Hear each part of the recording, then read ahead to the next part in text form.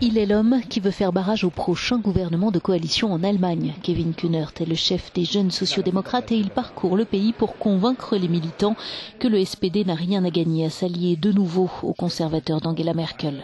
Après des mois de tractations, les deux partis ont accouché dans la douleur d'un accord de coalition et à compter de ce mardi, les quelques 460 000 adhérents du SPD sont appelés à voter pour ou contre par correspondance. Nous avons pris position contre cette coalition dès le tout début, et cela a beaucoup à voir avec les résultats des élections législatives. Le SPD et l'Union chrétienne-démocrate ont perdu 14% de leur électorat. Donc nous ne pensons pas que ce soit dans l'intérêt de ces partis de renouveler leur coalition. Pour peser sur le vote des adhérents, Kühnert doit convaincre un maximum de jeunes, son organisation comptant 70 000 membres. À en croire les sondages, leurs aînés seraient plutôt favorables à la coalition et sensibles à l'argument de la stabilité. Je ne crois pas me souvenir que la dernière grande coalition était très stable. Elle était plutôt incapable de prendre des décisions. Les deux partis finissaient toujours par se neutraliser l'un l'autre. Et même des projets qui avaient été écrits noir sur blanc dans l'accord de coalition n'ont pas été mis en œuvre parce que les partenaires n'arrivaient pas à le faire ensemble. Quelques mois plus tard, on nous dit que l'on aura un gouvernement qui fonctionne bien, mais personne n'est capable de m'expliquer comment cela est possible.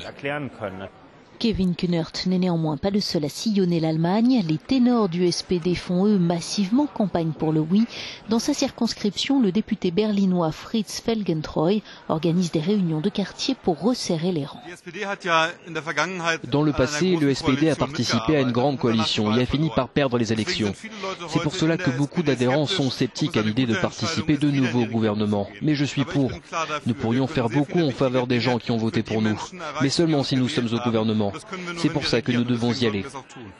Le SPD a de fait obtenu d'importantes concessions en matière d'emploi ou de santé. Il s'est aussi fait promettre 6 ministères, dont ceux des Finances et des Affaires étrangères.